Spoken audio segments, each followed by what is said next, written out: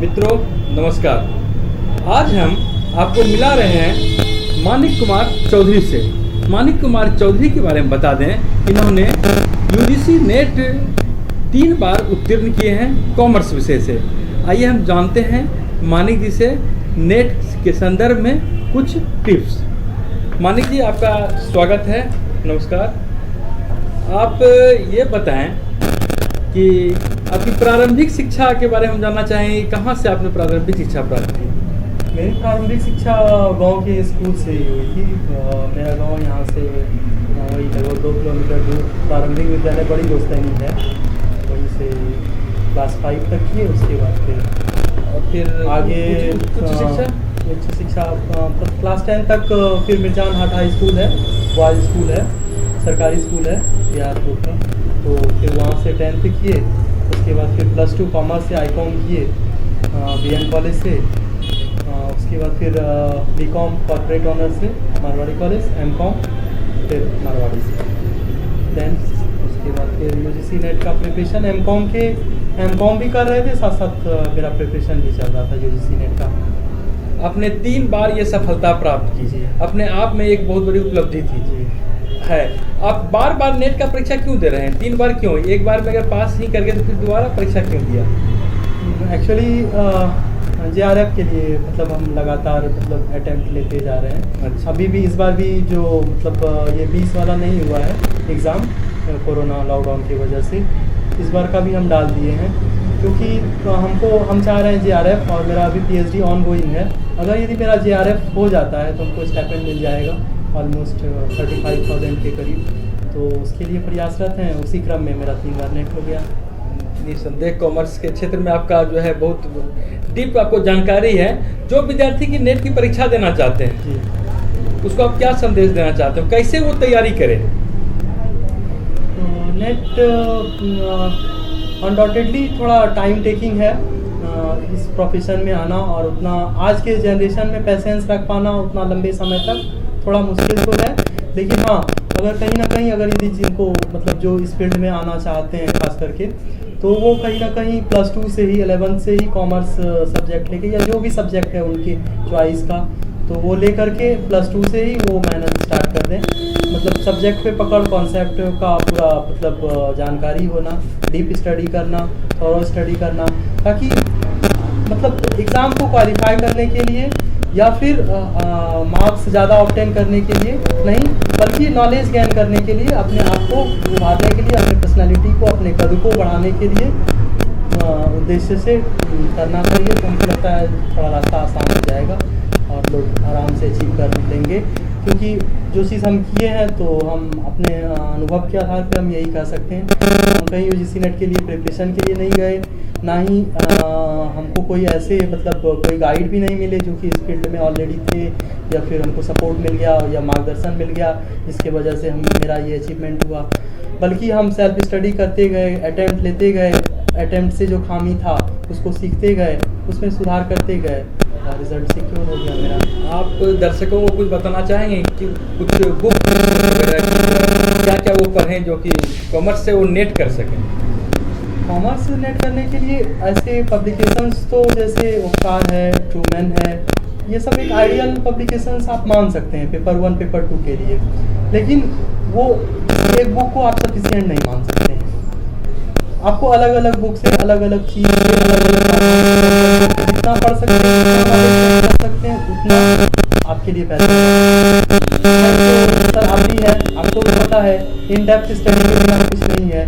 कभी कभी ऐसा भी होता है कि एक टॉपिक को आप कई दफ़ा पढ़ लिए हैं, 3-4 दफ़ा पढ़ लिए हैं, फिर भी क्वेश्चन ऐसा आया जो कि आपको नया लगता है। फिर जब उल्टा के देखते हैं तब फिर वो चीज़ आपके माइंड में हिट करता है, आता है। तो जुड़े रहें, पढ़े रहें, मेहनत करते रहें, सीखते रहें। ये अपने आप में कभी नहीं सोचे ये टॉपिक पढ़ लिए, ये चीज़ हो गया है मेरा कवर, ये इस पे मेरा I have mastery over it, इस तरह का सोच, ऐसा परसेप्शन ना रखें। बल्कि पढ़ा हुआ भी चीज़ है, उसको बार बार पढ़ें, बार बार देखें, बार बार बुक पलटें। हाँ, तो उससे चीज़ एक सार पेस आपको मिलेगा और हेल्पफुल होगा बहुत आगे अचीव करने में। विद्यार्थी कॉमर्स क्यों पढ़ते हैं? इसके पीछे और क्या उनका भविष्य कहाँ है कॉमर्स में देखते हैं आप? कॉमर्स अभी एक इमर्जिंग फील्ड है और कॉमर्स का स्कोप काफ़ी वास्ट है और दिन प्रतिदिन उसका स्कोप बढ़ते जा रहा है। अगर यदि आप बैंकिंग के क्षेत्र में जाना चाहें कंपटीशन करके, या फिर कॉमर्स वाले का अलग से मतलब अकाउंट्स ऑफिसर सब में जाना चाहें, अलग अलग मतलब केंद्र सरकार या राज्य सरकारें भी निकालती है, वो सब में भी आप जा सकते हैं। साथ ही साथ बहुत सारा वोकेशनल कोर्सेज है, CA है, CS है, अगर ICW है, CMA है, तो ये सब भी आप कर सकते हैं। तो ये रिलेटेड चीज़ हो जाता है और आपके लिए अगर यदि कॉमर्स लेकर के ये सब चीज़ को करते हैं तो थोड़ा रास्ता जरूर आसान होगा। अभी आप क्या कर रहे हैं? अभी मेरा अभी हम एज रिसर्च स्कॉलर हैं PMBU में, कॉमर्स डिपार्टमेंट में। साथ ही साथ मेरा पढ़ाना पैशन है, तो यहीं बलुआचक में ही एक मेरा इंस्टीट्यूट चलता है जहाँ पे हम 3 से 4 घंटा अपने बच्चे के बीच स्पेंड करते हैं, समय बिताते हैं, पढ़ाते हैं, मार्गदर्शन करने का कोशिश करते हैं, जितना संभव हो पाता है मेहनत करते हैं। पढ़ाई के अलावा और क्या आपका कुछ इच्छा, क्या हॉबी है आपका?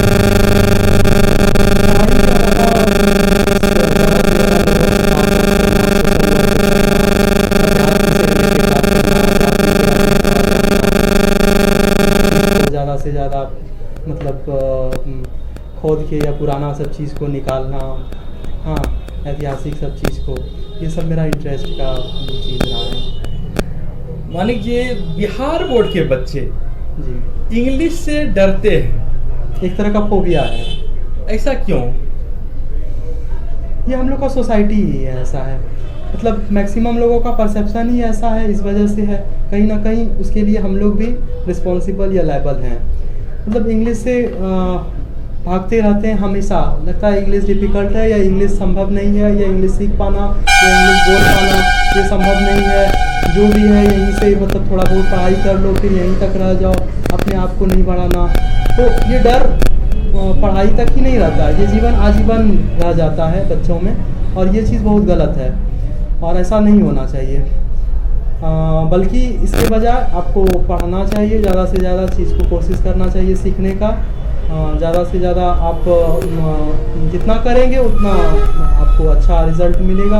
और हमको लगता है आने अगर ये 2-4 साल आप इस पे मेहनत कर लेते हैं, हमको नहीं लगता है कि कोई मतलब डिफरेंस भी कर पाएगा कि आप बिहार बोर्ड से हैं या CBSE या ICSE बोर्ड से हैं, जो हम ऐसा मतलब जैसा एक्सपीरियंस से किए हैं। ऐसा कुछ नहीं है, बस लोग परसेप्शन बना लिए हैं। इस परसेप्शन को चेंज करने की आवश्यकता है, चेंज करना चाहिए।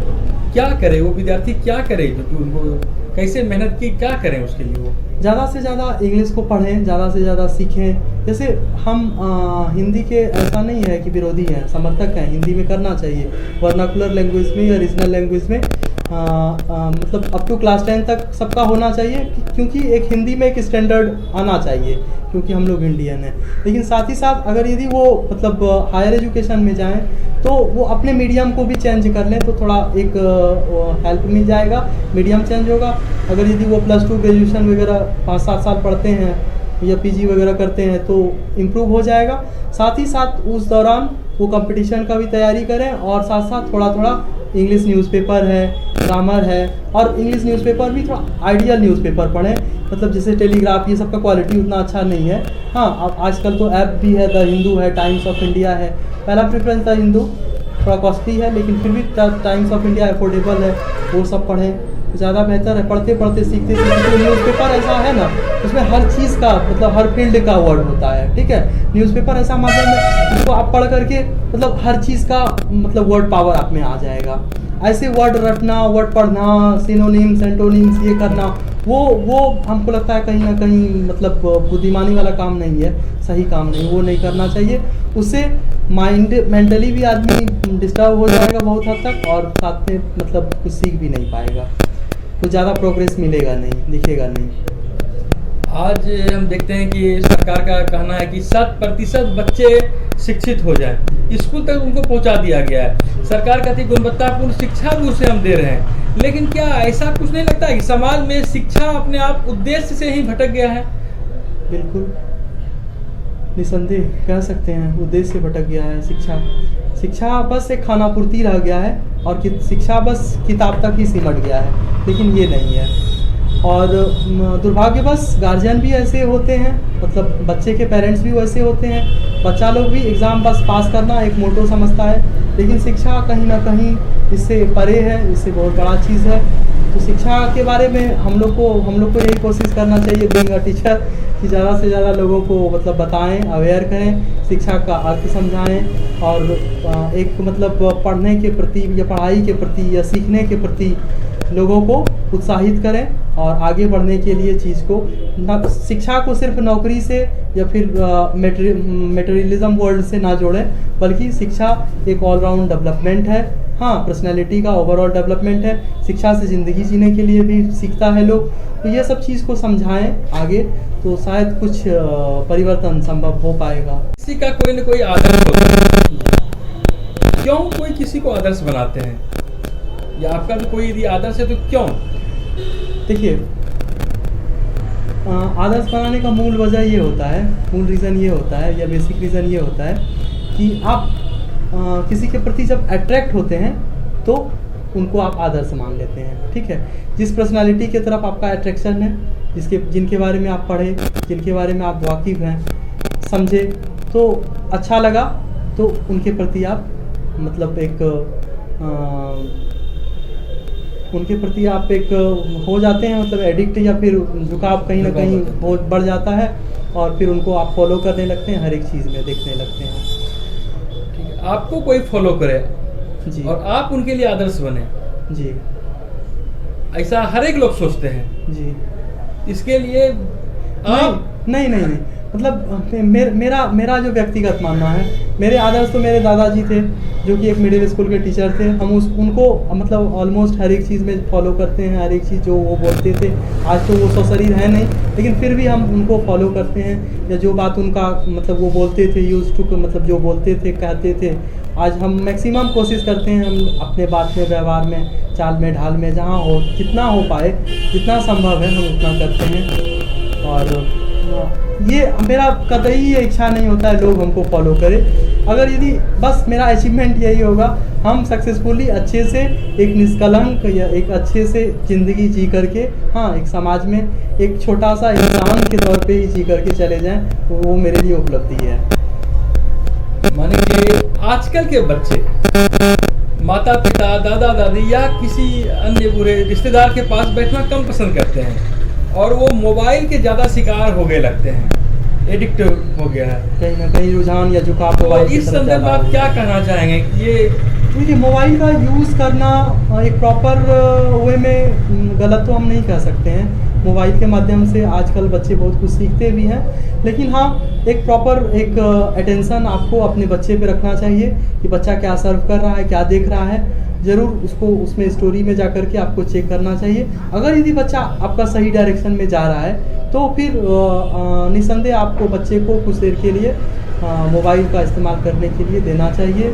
वो एक आजकल तो बहुत मतलब एक बहुत बड़ा रिसोर्स का एक बहुत माध्यम है, तो देना चाहिए लोगों को, कराना चाहिए। हाँ, टू अ सर्टेन एक्सटेंट, ये नहीं कि हर हमेशा मोबाइल में ही चिपका हुआ है, ये कर रहा है, नहीं। बुक ही कहीं ना कहीं किताब से कॉपी के साथ रहना, ये नहीं हो जाए कि मोबाइल से एडिक्ट हो जाए कि बुक के साथ या कॉपी के साथ रहना पसंद ना आए या ना रहने लगे, तो वो चीज़ का भी थोड़ा ध्यान रखना चाहिए। और हमको लगता है कि मतलब एक संस्कृत में है ना, अति सर्वत्र वर्ज्य, वही होता है कि अगर यदि मोर देन एनफ कोई भी चीज़ को अगर यदि आप देते हैं या बच्चा ही करता है, तो कहीं ना कहीं माइंड है, रिसर्चिंग माइंड तो सबका होता है, कुछ ना कुछ थिंकिंग या थॉट सबके माइंड में आता ही है। तो कमो बेश हो सकता है कुछ बच्चे के माइंड में कभी कभार ऐसा आ जाए जो कि वो कभी गलत डायरेक्शन पे चला जाए। अच्छा, गलत चीज़ ऐसा होता है कि आप अगर यदि एक गलत चीज़ की तरफ जाएंगे तो गलत चीज़ अपने तरफ वो बहुत स्पीड से, बहुत रफ्तार से खींचता है, चाहे कोई भी हो। गलत चीज़ लोग जितना इजीली सीखता है, उतना एक अच्छा चीज़ को सीखने के लिए बरसों लग जाता है, लेकिन गलत सी चीज़ जो है आदमी ओवरनाइट सीख लेता है। अंत में आपसे एक प्रश्न और करेंगे, आजकल के विद्यार्थी को आप क्या संदेश देना चाहेंगे, विशेष करके प्रतियोगी परीक्षा की जो तैयारी कर रहे हैं उनके लिए? विशेषकर यही कहना चाहेंगे कि बच्चे ठीक है, रोजगारोन्मुखी हो, मतलब जॉब ओरिएंटेड चीज़ हो, ये हम नहीं कहते हैं, लेकिन टोटली अपने आप को फोकस कर देना जॉब की तरफ, ये कतई हमको लगता है कहीं ना कहीं शिक्षा के साथ अन्याय है, या फिर ये कहीं ना कहीं हम जस्टिफाई नहीं कर सकते हैं समाज में। बल्कि एक शिक्षा को ऐसा माध्यम समझना चाहिए जो कि एक सभ्य, हाँ, सुसज्जित एक समाज का निर्माण हो पाए, एक अच्छा सिविलाइजेशन का निर्माण हो पाए, वो चीज़ सोच करके एक अच्छा नागरिक बन पाए देश का, और देश के लिए कुछ कर पाए या कुछ अच्छा करे। ऐसा नहीं है कि कोई सैनिक ही देश का सेवा कर सकता है, हम लोग भी टीचिंग के स्तर पे भी कर सकते हैं। और हर एक स्टेटा, सोसाइटी का हर एक स्टेटा कमोबेश कहीं ना कहीं से वो समाज को या देश को कुछ ना कुछ योगदान देता है और करता है। और हर एक देश का हर एक जनता, हर एक नागरिक जो है वो एक सिपाही से कम नहीं है, और सब जिम्मेदार हैं। सबको अपनी जिम्मेदारी से भागना नहीं चाहिए, पीछे नहीं हटना चाहिए, उसका निर्वाह करना चाहिए और आगे बढ़ना चाहिए। रास्ता अनेक है तो मंजिल भी मिलेगा, देर हो सकता है लेकिन मिलेगा। यूजीसी नेट की आप जो तैयारी कर रहे हैं परीक्षा के लिए, उसको आप क्या कहना चाहेंगे, कुछ संदेश उनके लिए? बस उनको यही कहना चाहेंगे कि ज़्यादा इधर उधर के चक्कर में ना रहें। हाँ, पढ़ाई करें, ठीक है, प्रॉपर स्टडी करें, चीज़ को जानें समझें। अगर नहीं समझ में आ रहा है चीज़ को बार बार पढ़ें, बार बार समझें, बार बार करें, तो हमको लगता है रास्ता आसान हो जाएगा और हो जाएगा। कंसंट्रेट होकर के पढ़ें, अगर यदि पढ़ाई करते हैं तो पूरा फोकस होकर के पढ़ें, ऑनेस्टली पढ़ें, just be honest to yourself वाला सिद्धांत अप्लाई करें, और हमको लगता है ये हो जाएगा, संभव है। इसमें कहीं ये नहीं कह सकते हैं कि ये नहीं होगा। और दूसरी तरफ ये भी सोचें, अगर यदि ठीक है आप जो एक पैन टारगेट को लेकर के चल रहे हैं, यूजीसी नेट के प्रिपरेशन के लिए आप पूरा कर रहे हैं मेहनत, ठीक है, सोसाइटी के नज़र में आउटपुट कुछ नहीं है, इनफैक्ट आउटपुट है। कहीं ना कहीं हम मेहनत किए, कुछ ना कुछ तो सीखे, कुछ ना कुछ तो मिला। मेहनत किए तो मेहनत को कुछ ना कुछ हमको दे के गया, बस रफली यही सोच के मेहनत करें। एक्चुअली आदमी होता है जिस चीज़ पे फोकस होता है उस चीज़ पे ज़्यादा ओरिएंटेड हो जाता है और उसी चीज़ के लिए ज़्यादा सोचने लगता है।